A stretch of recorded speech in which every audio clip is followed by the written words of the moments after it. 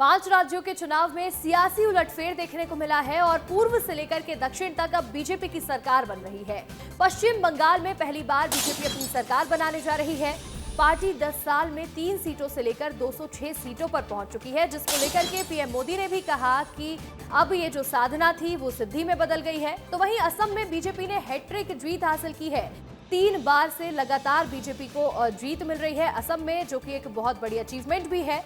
तमिलनाडु में एक्टर विजय अब सीएम बन सकते हैं। डीएमके को पछाड़ते हुए तमिलनाडु में थलापति विजय की पार्टी यानी कि टीवीके आगे निकल गई, जिसमें से अब ये चर्चा है कि एक्टर विजय सीएम भी बन सकते हैं।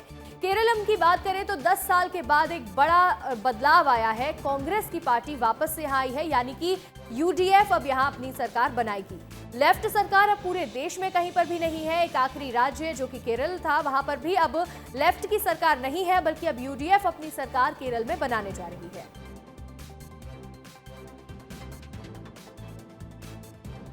तो वहीं देखिए, पश्चिम बंगाल चुनाव पर हर किसी की नजरें टिकी हुई थी, जहां अब ममता बनर्जी हारने के बाद भारी गुस्से में है। आज शाम 4 बजे प्रेस कॉन्फ्रेंस करने वाली है ममता बनर्जी। ममता बनर्जी ने बीजेपी पर चुनाव लूटने के आरोप लगा दिए हैं। इलेक्शन कमीशन बीजेपी का कमीशन है, ये एक बड़ा बयान दे दिया। तो वहीं बंगाल चुनाव में भारी गड़बड़ी हुई है, ये ममता बनर्जी ने बड़े गंभीर आरोप लगा दिए हैं। अभिषेक बनर्जी भी इस प्रेस कॉन्फ्रेंस के दौरान आज शामिल होने वाले हैं। प्रेस कॉन्फ्रेंस में जो आक्रोश है, जो गुस्सा भरा हुआ है, वो निकालने वाली है ममता बनर्जी, क्योंकि 2 सीट जहां से शुभेंदु अधिकारी ने चुनाव लड़ा था, नंदीग्राम और भवानीपुर, दोनों ही जगह से जीत हासिल की है। भवानीपुर, जिसे ममता बनर्जी का गढ़ कहा जाता है, उनका क्षेत्र है, उस क्षेत्र में भी ममता बनर्जी जीत हासिल नहीं कर पाई हैं, जिसके बाद ये गुस्सा आना स्वाभाविक है और अब ममता बनर्जी आरोप भी लगाने लगी है। इसी के साथ राहुल गांधी भी अब वोट चोरी के आरोप लगा रहे हैं। बीजेपी के ऊपर वोट चोरी करने के आरोप राहुल गांधी ने लगा दिए हैं। सोशल मीडिया एक्स पर पोस्ट करके लिखा है कि मैं ममता बनर्जी से पूरी तरह सहमत हूं। बंगाल में 100 से ज्यादा सीटें चुराई गई हैं, ये राहुल गांधी का बड़ा बयान सामने आया। असम, बंगाल ऐसे स्पष्ट उदाहरण हैं जहां बीजेपी ने इलेक्शन कमीशन के समर्थन से चुनाव को चुरा लिया है। राहुल गांधी ने भी अब बड़े आरोप लगाना शुरू कर दिए हैं। उनका ये कहना है कि बीजेपी पर वोट चोरी के आरोप लग रहे हैं। राहुल गांधी कह रहे हैं कि असम में, पश्चिम बंगाल में वोट चोरी हुई है और बीजेपी ने इलेक्शन कमीशन के जरिए इस चुनाव को ही चुरा लिया है। ममता बनर्जी से पूरी तरह से सहमति जता रहे हैं राहुल गांधी और ये कह रहे हैं कि पश्चिम बंगाल में 206 सीटें जो बीजेपी को आई हैं, उसमें से 100 से ज्यादा सीटें चोरी की गई हैं। वोट चोरी के आरोप लग रहे हैं, इलेक्शन कमीशन के ऊपर आरोप लग रहे हैं कि इलेक्शन कमीशन बीजेपी का कमीशन है। अब असम और बंगाल को साफ उदाहरण भी राहुल गांधी बता रहे हैं कि ये 2 ऐसे उदाहरण हैं जिनके जरिए बीजेपी ने चुनाव को चोरी कर लिया है। हमारे सहयोगी अनमोल तिवारी दिल्ली से जुड़ रहे हैं और अमृत तिवारी कोलकाता से जुड़ रहे हैं। सबसे पहले बात कर लेते हैं अनमोल से। अनमोल, राहुल गांधी अब एक बार फिर से वोट चोरी के आरोप लगा रहे हैं कि असम में और पश्चिम बंगाल में वोट चोरी हुई है, लेकिन केरल में जहां कांग्रेस आई है वहां कोई आरोप नहीं है। बिल्कुल, देखिए, जिस तरीके से ममता बनर्जी ने आरोप लगाया है वोट चोरी का, कहीं ना कहीं राहुल गांधी उनका समर्थन कर रहे हैं और उन्होंने साफ तौर पर नाम लिखते हुए ये कहा है कि ममता बनर्जी जो कह रही हैं सही कह रही हैं। अब वोट चोरी को लेकर देखिए सियासत खूब होने वाली है आज। चूंकि देखिए, आज एक तरफ बीजेपी जहां जश्न मनाएगी, दूसरी तरफ बीजेपी आज सरकार बनाने के लिए प्रक्रिया भी शुरू करेगी, क्योंकि बंगाल में बीजेपी सरकार बनाने जा रही है, असम में बीजेपी सरकार बनाने जा रही है, पुडुचेरी में बीजेपी की सरकार बनने जा रही है। तो हो सकता है कि आज बीजेपी की तरफ से ऑब्जर्वर भी नियुक्त किए जाएंगे, जिसके बाद विधायक दल की बैठक में औपचारिक तौर पर मुख्यमंत्री के नाम का ऐलान किया जाएगा। लेकिन जिस तरीके से राहुल गांधी का बयान सामने आया, इससे साफ झलकता है कि जिस तरीके से कांग्रेस का खराब प्रदर्शन रहा है बंगाल में, इससे राहुल गांधी की छवि पर डायरेक्ट बीजेपी अटैक कर रही है। कल जब नितिन नवीन बीजेपी मुख्यालय में संबोधित कर रहे थे, तो उन्होंने कहा था कि जिस तरीके से कांग्रेस की करारी हार हुई है, इसके लिए सीधे तौर पर जिम्मेदार है राहुल गांधी। तो राहुल गांधी पर सीधे तौर पर हमला किया जा रहा है बीजेपी की तरफ से। बहुत अग्रेसिव हो गए हैं बीजेपी के नेता। इसी को डिफेंड करने के लिए, डिफेंड करने के लिए राहुल गांधी की तरफ से जो है वोट चोरी का आरोप लगाया जा रहा है। हालांकि पीएम मोदी ने इस बार स्पष्ट कर दिया है कि देखिए, इलेक्शन कमीशन ने जिस तरीके से भय मुक्त, हिंसा मुक्त चुनाव बंगाल में कराया है। बंगाल के इतिहास में कभी नहीं हुआ है, क्योंकि बंगाल बिल्कुल में पश्चिम हमेशा बंगाल चुनाव में के इस समय बार जिस तरह से चुनाव हुए हैं, इसके बाद इलेक्शन कमीशन के ऊपर ये आरोप लगाए जा रहे हैं। प्रेस कॉन्फ्रेंस भी होगी।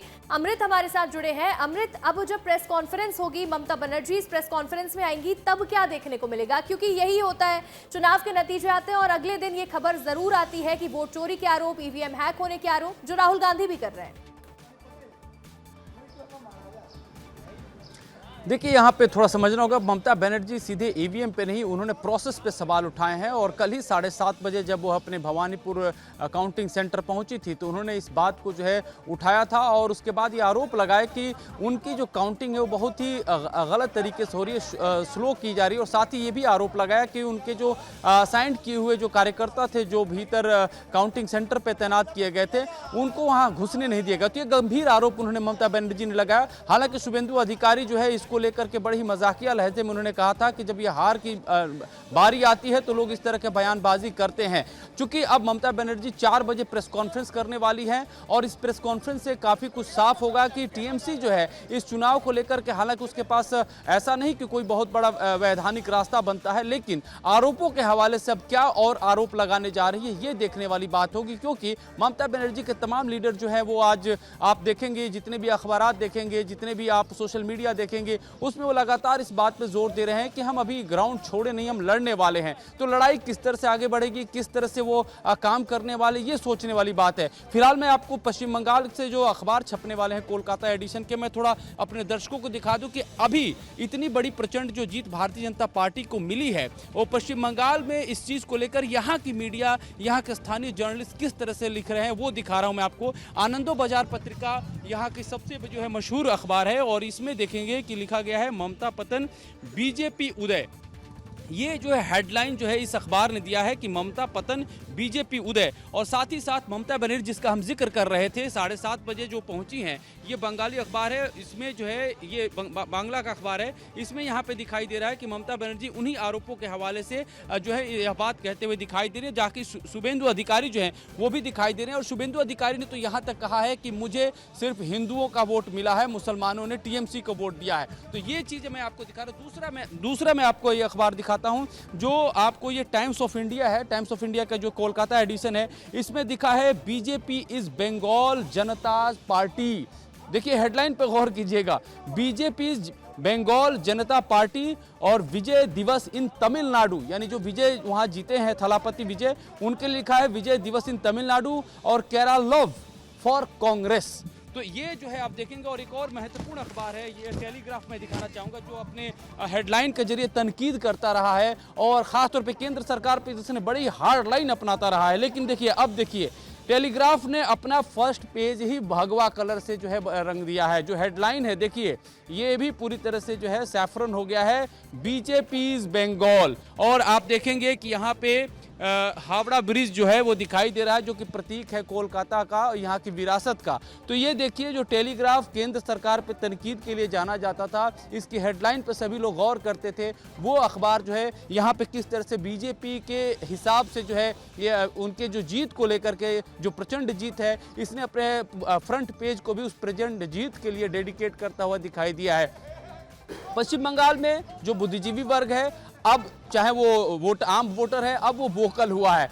जैसे कि मतगणना से पहले तक ये कंडीशन थी कि कोई बात करने के लिए तैयार नहीं होता था, लेकिन आज स्थिति ये है, जैसे ही जीत जो है शुरू हुई भारतीय जनता पार्टी की, लोग घरों से बाहर है। आपने देखा होगा कि हावड़ा ब्रिज पे किस तरह से रैलियां निकाली गई, लेकिन चुनाव आयोग ने इस पर सख्त मनाही की। उसके लिए ये था कि आप जो है अगले दिन से जो है कोई भी जुलूस निकाले, क्योंकि कल स्थिति बड़ी संवेदनशील बनी हुई थी, लिहाजा इस चीज़ के लिए रोक लगाई गई थी। अब जो इंतजार इस बात का है कि सरकार गठन किस तरीके से किया जाएगा, सीएम कौन बनाया जाएगा, और साथ ही साथ भारतीय जनता पार्टी ने जो वादे किए उसे कैसे पूरे किए जाएंगे। हालांकि कल ही प्रधानमंत्री मोदी ने बीजेपी हेडक्वार्टर दिल्ली से घोषणा कर दी थी कि पहली कैबिनेट की बैठक में जो घोषणाएं हुई हैं, उनमें से अहम घोषणाएं जो कि खास तौर पे आरोग्य योजना है, आयुष्मान आरोग्य योजना, उसे लागू कर दिया जाएगा पश्चिम बंगाल में। इसके साथ ही घुसपैठ को लेकर के डे 1 से कवायद उसके खिलाफ शुरू कर दी जाएगी। तो एक तरह से स्थिति क्लियर कर दी गई है बीजेपी की तरफ से।